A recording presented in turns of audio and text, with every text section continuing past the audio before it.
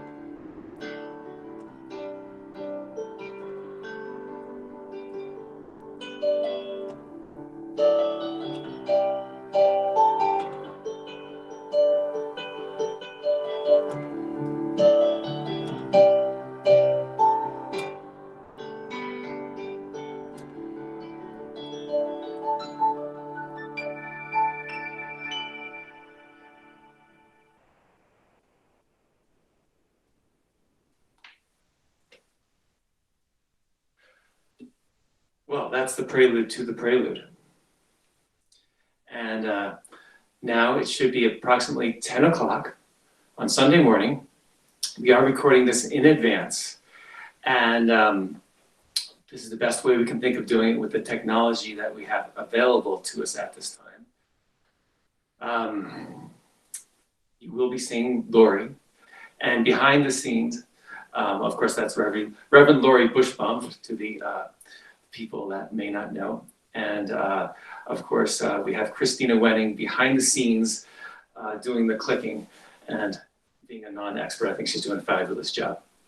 So I am doing the prelude for this morning's service, and we've selected Turn, Turn, Turn, which a lot of people know from the recording by the Byrds. And I am going to have to make sure that I have my keyboard set right before I begin.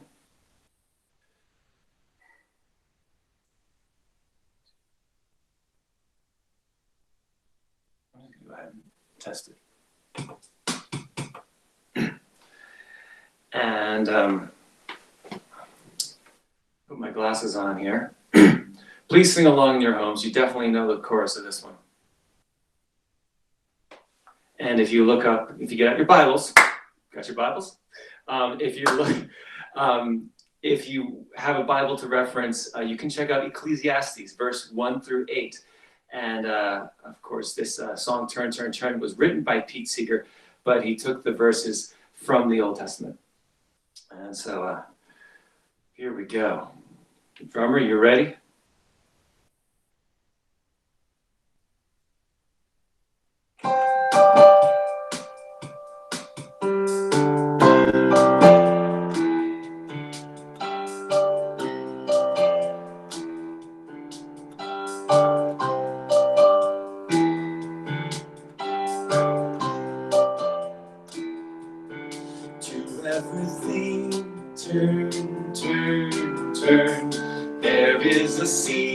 Turn, turn, turn, and a time to every purpose under heaven. A time to be born, a time to die, a time to plan, a time to reap, a time to kill, a time to heal, a time to laugh, a time to to everything, turn, turn, turn. There is a season, turn, turn, turn. And a time to every purpose under heaven. A time to build up, a time to break down, a time to dance, a time to mourn. A time to cast away stones, a time to gather stones, together. To everything turn, turn, turn. There is a season, turn, turn, turn. And a time to every purpose under heaven. A time of love, a time of hate, a time of war, a time of peace. A time you may embrace, a time to refrain from embracing. To everything turn, turn, turn. There is a season, turn, turn, turn. And a time to every purpose under heaven. A time to gain, a time to lose, a time to rend, a time to sow, a time to love, a time to hate, a time for peace. I swear it's not too late.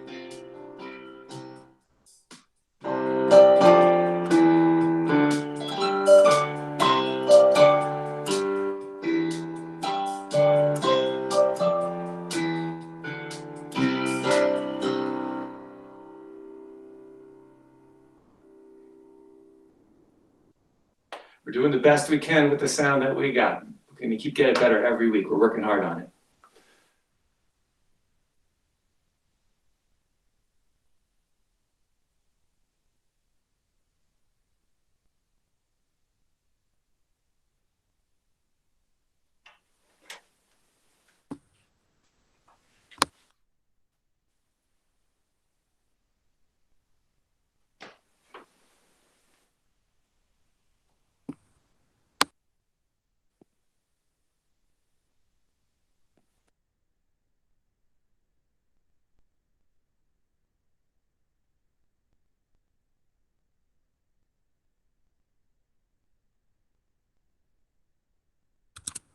Laurie, could you start the welcome and announcements again? Your microphone was muted. Sorry about that.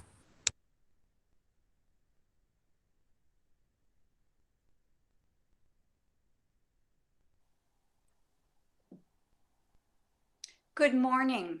I'm Reverend Laurie Bushbaum, the interim minister at Two Rivers Unitarian Universalist congregation in Carbondale, Colorado. Welcome to this Sunday's online service. Due to the coronavirus, we are not physically gathered in one place, but our hearts are together. We welcome into this caring community all who have found us online this morning, and we are truly glad that you are here.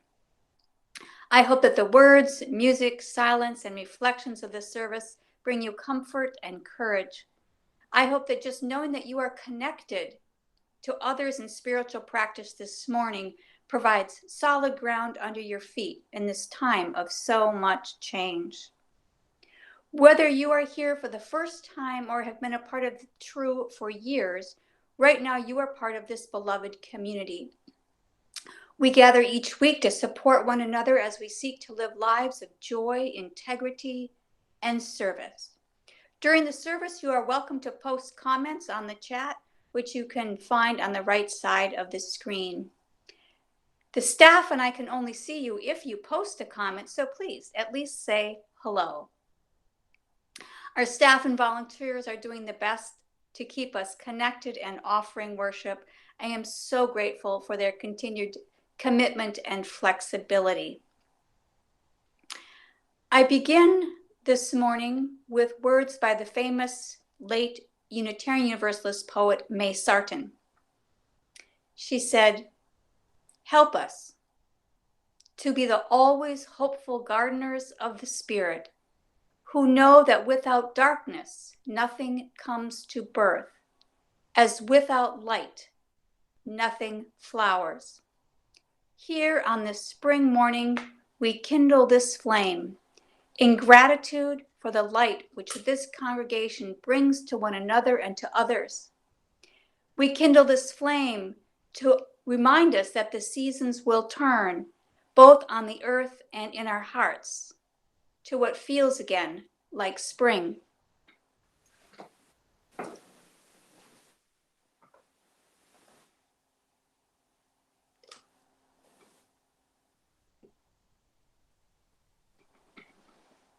Jimmy is going to lead us in our opening song, number 360, Here We Have Gathered.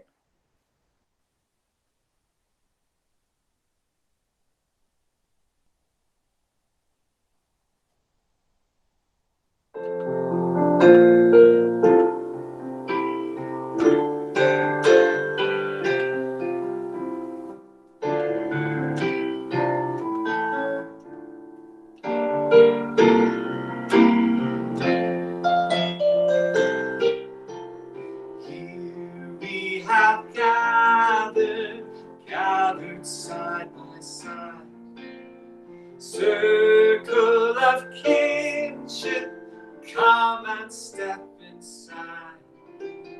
May all who seek here find a kindly word. May all who speak here feel they have been heard. Sing now together this our heart's own song.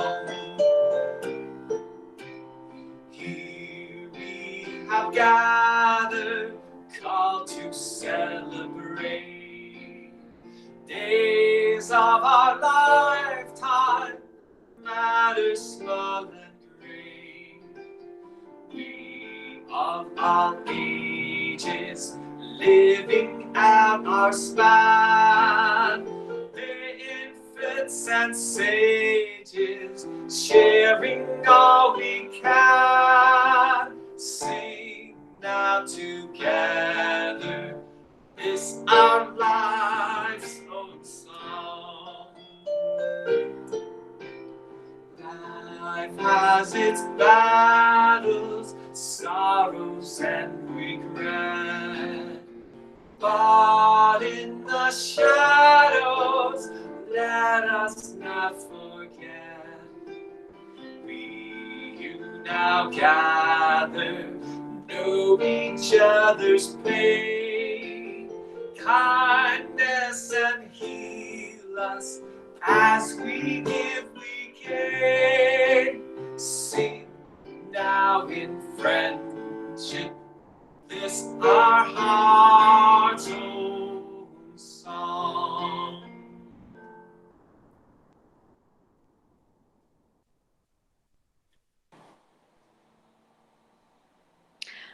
I invite you to join me in affirming our shared covenant, followed by singing Spirit of Life.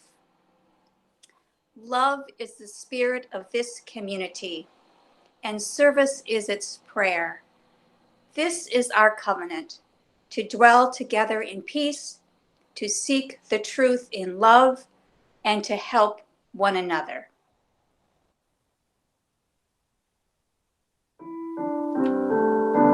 Spirit of life, come unto me. Sing in my heart all the stirrings of compassion. Blow in the wind, rise in the sea, move in the hand, giving life the shape of justice. Roots hold me close, wings set me free.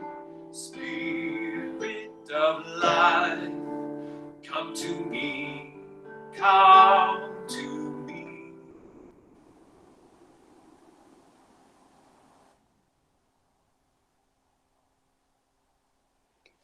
My story for all ages this morning is called The Curious Garden. If you have ever seen the Highline Garden in New York City, you might recognize that this is somewhat a story about this remarkable garden in Brooklyn. There was once a city without gardens or trees or greenery of any kind. most people spent their time indoors. As you can imagine, it was a dreary place. However, there was a boy who loved being outside. Even on drizzly days, while everyone stayed inside, you could always find Liam happily splashing through his neighborhood. It was on one such morning that Liam made several surprising discoveries.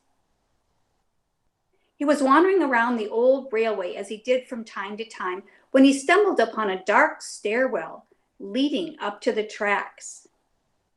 The railway had stopped working years ago, and since Liam had always wanted to explore the tracks, there was only one thing for a curious boy to do. Liam ran up the steps, pushed open the door, and stepped out onto the railway. The first thing he saw was a lonely patch of color. Wildflowers and plants were the last thing he had expected to find up there, but when he took a closer look, it became clear that the plants were dying. They needed a gardener.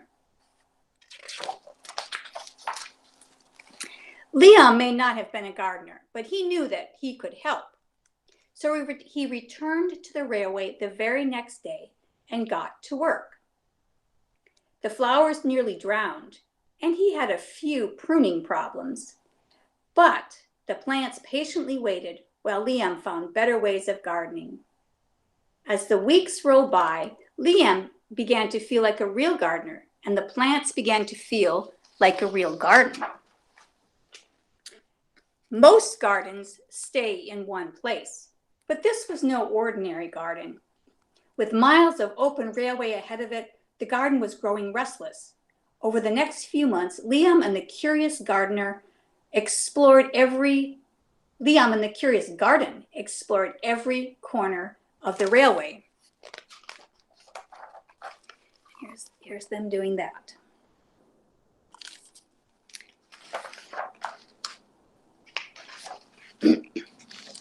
After spending his spring, summer, and autumn with the garden, Liam's time on the railway was finally interrupted by winter. And for the first time since he had become a gardener, Liam could not visit the plants. After 3 cold months, the snow finally began to melt.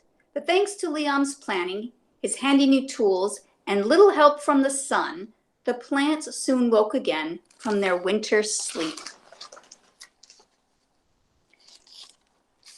Winter had taken a toll on the garden, but thanks to Liam's planning, the garden has always wanted to explore the rest of the city, and that spring it was ready to make its move.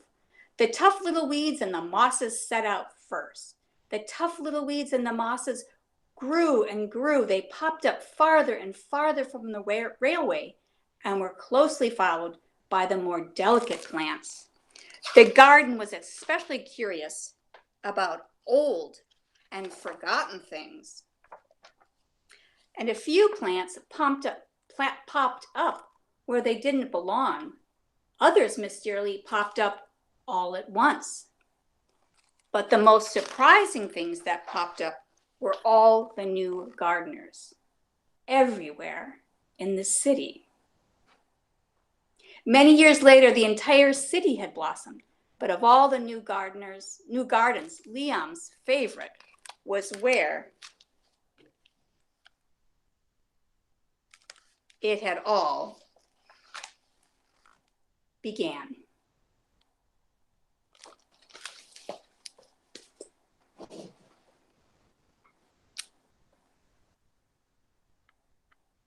As preparation for our prayer or meditation, you might want to take a few deep breaths, close your eyes, let your body and mind settle. These words are by my friend and neighbor, Sarah Cunin, who posted them on Facebook, and I share them with her permission. I met Sarah 28 years ago when I was a religious education consultant at a UCC church in my neighborhood. Over the years, Mine and Sarah's paths have crossed, most recently as activists working against gun violence. I do not think I am unique. But what I can share is that I have experienced trauma in my life that has taught me much. I have learned that I can and need to hold the reality that is before me. So I hold the crushing truth of the coronavirus 19. I hold the economy crumbling. I hold the faces of the stressed workers, and I hold the goodbyes of those who have died. I hold the fear of the worker who is not being protected, the isolated and the confused, the distraught parent, and the person who just lost their job. I hold it all, and then I turn and hold the child's voice laughing outside my window, and the bud popping open in my vegetable seedlings planter. I hold the voice of the other end of the phone and the meal I just made. I hold the service of community church members on a Zoom service. I hold my neighbor's hellos. And I hold the grief, the heavy, relentless wave of grief. I hold the hope of change to a system that now oppresses so many. I hold the love in my grown children's voices and the joy of my granddaughter's stories. I hold the grief, the sadness, the horror, the hope, the dying, and I hold the new birth. Because I have learned that I cannot go forward anymore any other way. And when I feel I cannot hold it, on those days I give it to someone else to hold. For I know I am not the only one holding any or all of this. I am holding with you all, breaking and opening up, broken and birthing. Broken and birthing. I invite you to speak the names of those whom you are holding close today. Let us pause to honor those people now.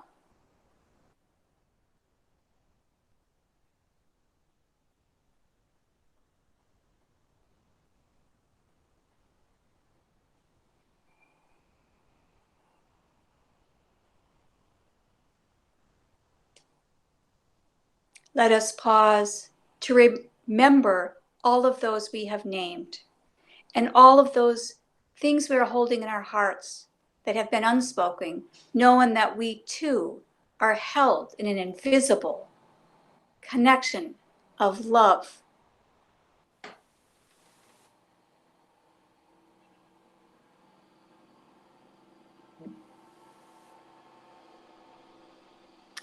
Blessed be. And now Jimmy will lead us in singing the beautiful little piece, Comfort Me.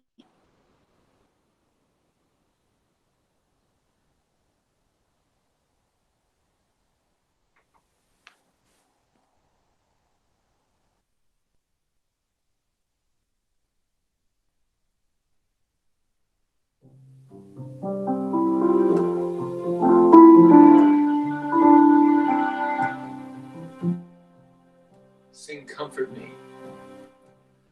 Comfort me, comfort me, comfort me, oh my soul. Comfort me, comfort me, comfort me, oh my soul. All right, now we're going to sing with me.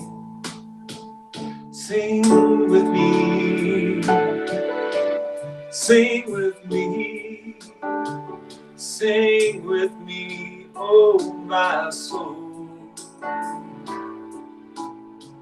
Sing with me, sing with me, sing with me, oh my soul. Live in me, live in me, live in me, live in me, oh my soul. Live in me, live in me, live in me, oh my soul. Comfort me, comfort me, comfort me, comfort me, oh my soul. Comfort me, comfort me, comfort me, oh my soul. Comfort me, oh my soul.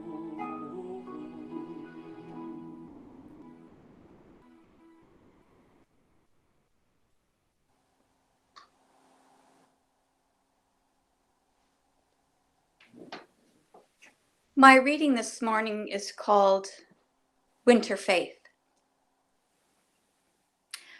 For me, it is useful to think about two kinds of commitment: faith of summer and faith of winter. Faith of a summery sort commits itself to personal happiness above all. This is the faith taught by most TV preachers. Their optimistic message tells us that we can become whatever we wish if we only will eliminate negative thinking. The summer sort of faith gives grudging recognition to suffering. It doesn't deny that we suffer, but rather measures its value according to how effectively faith prevents us from suffering. Winter faith is designed for those who feel committed to accepting the tragic dimensions of life. It does not seek to transform sorrow into joy, but instead to confront sorrow on its own terms and to find some meaning in it. There is hope in wintry faith, but it's the kind of hope that comes from strength, not by defeating pain, but by learning from it, learning to live with it, in spite of it, and learning to live after it has left its marks. A summer faith seems out of place when responding to a slave, a Jew in a concentration camp, or to a person living with an illness. I do not doubt that messages like keep a positive attitude or let God fill your life with joy are valuable to people at some times. But I am equally convinced that for other people, at other times in life, a wintry faith offers far more strength because it is far more suitable to the cold and bitter seasons that inevitably enter life's cycle.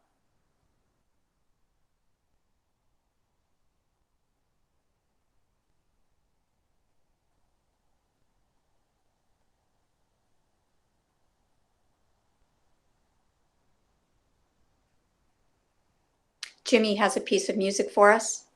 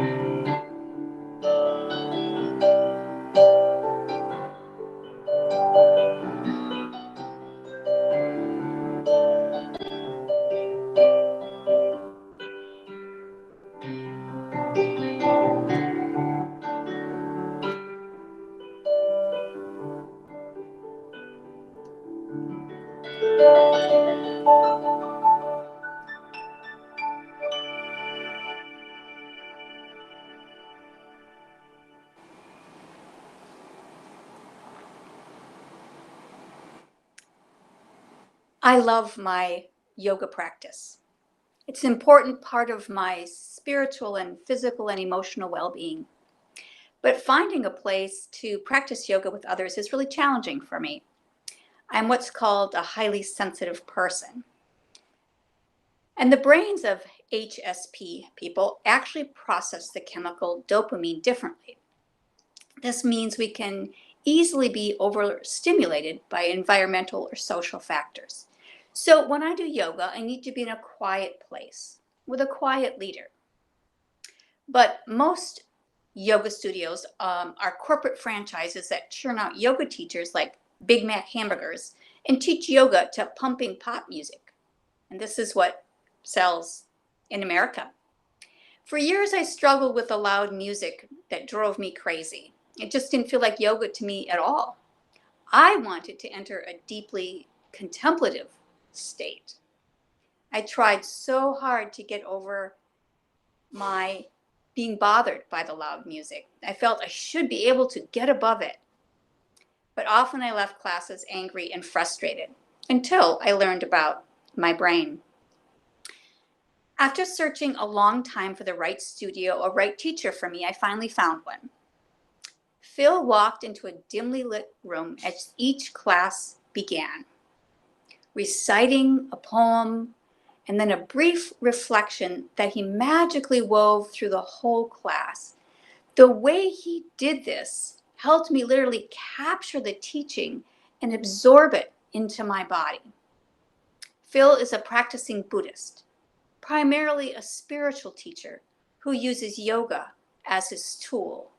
And I sighed with incredible relief and joy and gratitude at having found a teacher who finally inspired me. I had been enjoying Phil's classes for about a year, and I showed up one day expecting the usual. His theme for the day was dancing through life. So we did the entire class to old Motown hits. Not exactly what I wanted, but it was fun. I went to another class a few days later, and the theme was living with gusto. So he turned on this grating electronic music, and I thought, okay, we're going to warm up to this. But no, this grinding, whining, loud, blasting, irritating music played the entire hour. And I spent the entire hour trying not to scream and throw my yoga mat. Near the end, we were doing a stretch on the floor, and I just started crying. I picked up my yoga mat and left. I was really angry. And underneath the anger, of course, was grief. Grief that I was losing the best teacher that I had found yet. Now, that same week, I found myself, interestingly, on the other side of the grief equation. I happened to be chatting with a board member of the church I served at the time. This congregation had recently had a part-time minister for 8 years who then left when there was a budget crisis and her position was further cut. I was trying to get the congregation through this rough patch and learn what they could do to build better relationships and organizational structures that would allow them to find another minister in the future. About a year into this ministry, a member of the board said to me, "You know, I was very skeptical of your first few months. In fact, I wasn't even sure that I would like you at all. I was watching every move you made with a critical eye." I was shocked. I had no idea that this had been his attitude. And so I asked him what I had done to make him so wary of me. "Oh, you just weren't Reverend Lisa. I missed Lisa and I was not ready for a new minister yet." So I was standing in the web of his grief. We all carry grief. Grief is actually good if we know what to do with it. Good grief is a kind of hospitality of the heart in which we can work out our losses and integrate their meanings into our lives. The Sufi mystic Rumi wrote these words: "This being human is a guest house. Every morning a new arrival, a joy, a depression, a meanness. Some momentary awareness comes as an unexpected visitor. Welcome them in and entertain them all, even if they're a crowd of sorrows who violently sweep through your house, empty it of its furniture. Still, treat each guest honorably. He may be clearing you out for some new delight. Be grateful for whatever comes, because each has been sent as a guide from beyond. It is really difficult to get comfortable with grief, to welcome it into the house. There's a Buddhist teaching story about a woman named Kiza who gave birth to a beautiful boy, and when the baby was just a few months old, it grew sick and died. Needless to say, Kiza was stricken with despair. She learned that Buddha was in town, so she ran to him carrying her baby's body in her arms. My Lord, give me medicine," she called to him. And the Buddha looked down at her child's lifeless body and then looked at her. "I have a cure for your baby. You must find me a mustard seed. But it must be from a household that has not experienced sickness or death." Kiza ran from door to door asking for a mustard seed and asking if anyone in the household had experienced sickness and death in their families. Every household had stories to tell. Some grieved for loved ones long passed away, and some as recent as the day before. From household to household, Kiza was witnessing their suffering.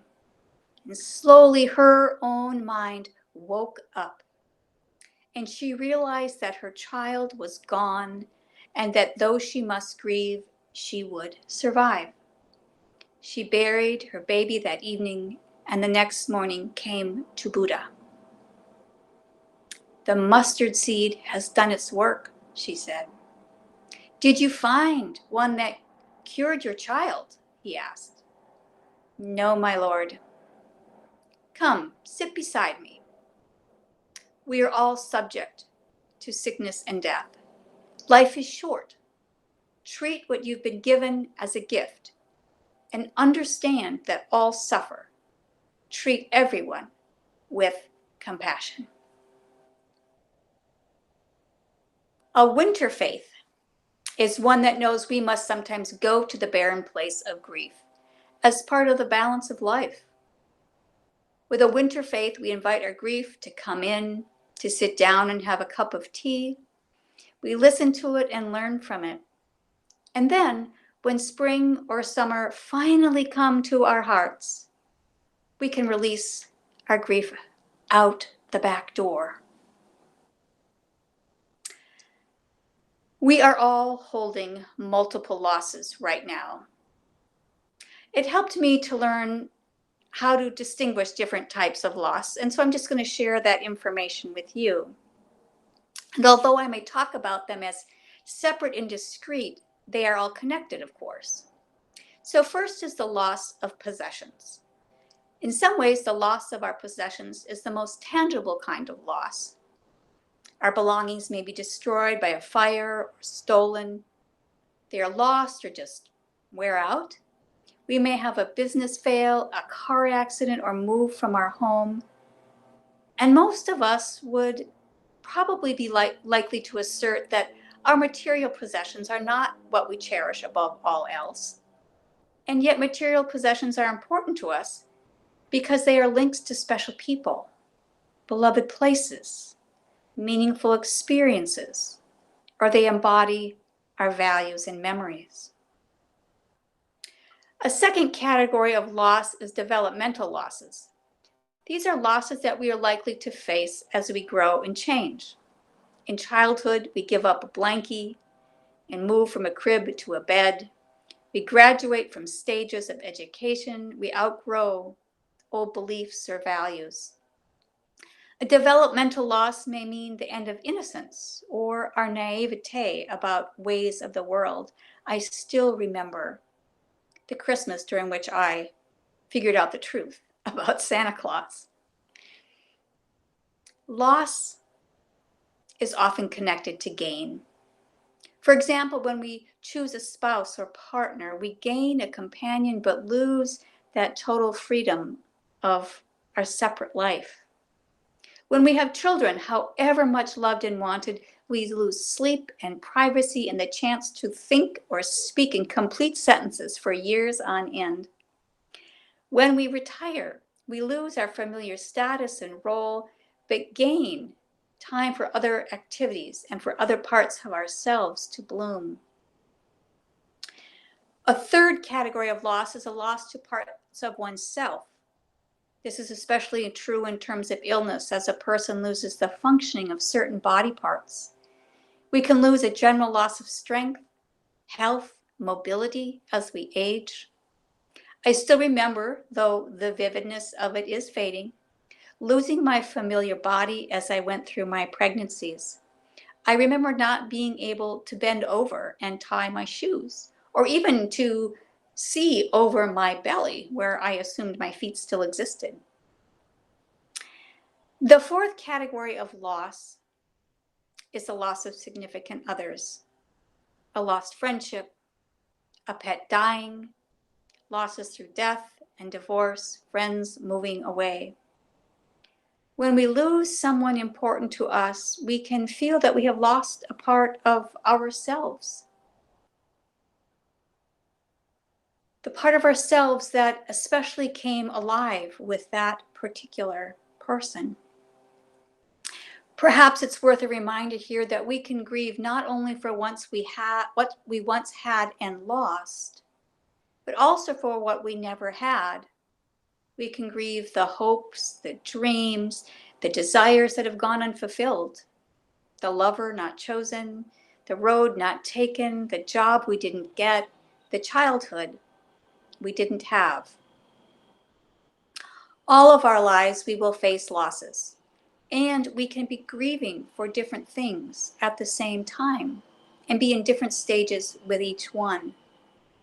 And depending on the depth of the grief, the process may take an hour, a day, a year, or a decade, and sometimes even generations.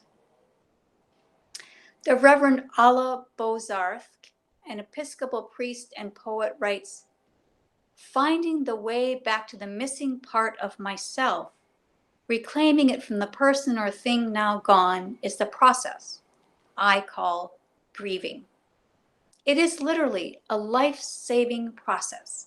Grieving is not only the way we survive a hurtful loss, but it is the way we can learn to live more creatively through and beyond the loss, into and out of a deeper part of ourselves. Grieving is a way beyond the endurance of life, back to the enjoyment of the gift of life.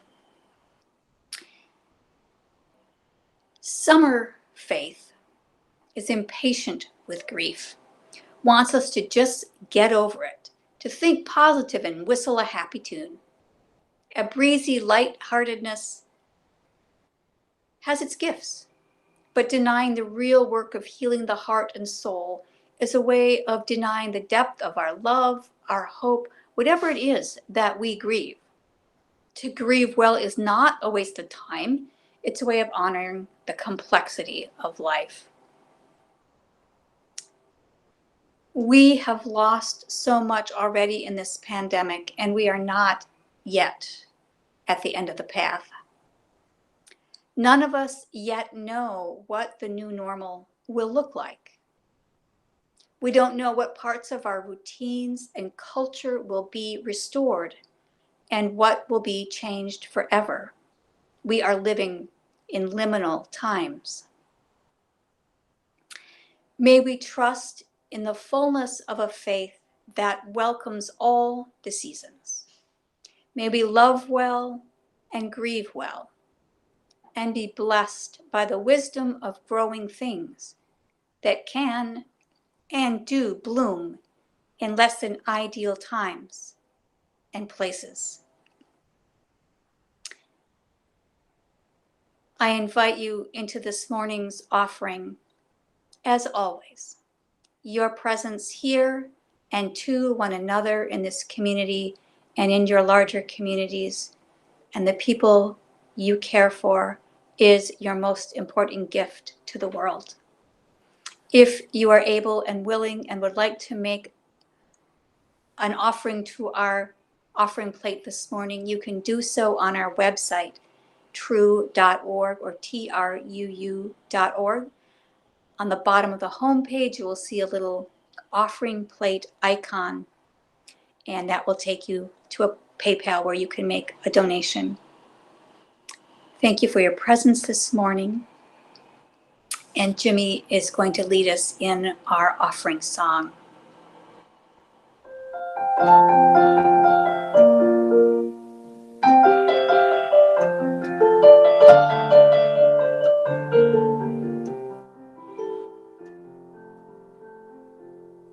From you I receive, to you I give.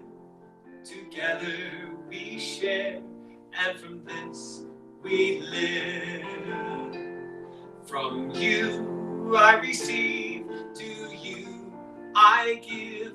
Together we share, and from this we live.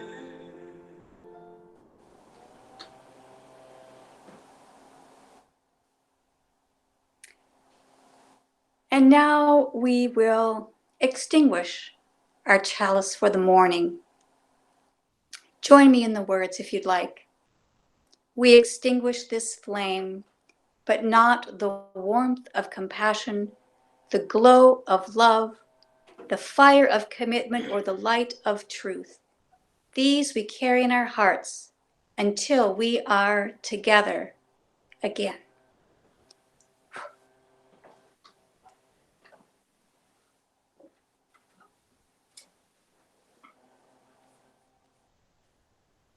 And Jimmy has a piece of music for us. All right.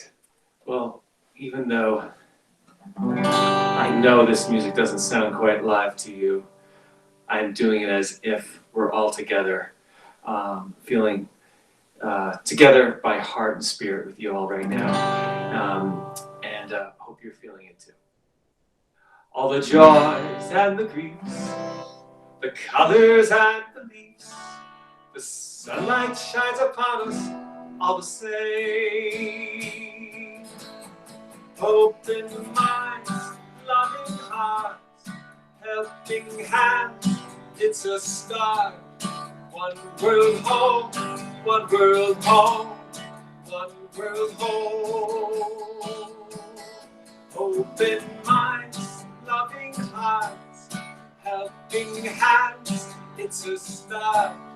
One world home, one world home, one world home. One world home, one world home, one world home.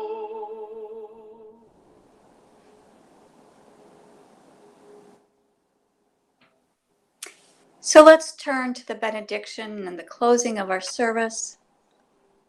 Whatever season it is in your heart today, know that you are not alone. Every single one of us has lost and loved. Each of us has held out through a dark night of the soul. Each one of us has felt the joy of the light arriving and the tiny springs of green unfurling from the corners of our gardens and the corners of our hearts. May you be patient and attentive towards all that will bloom in time. Have a good week. Stay safe. Be well. We'll see you next week.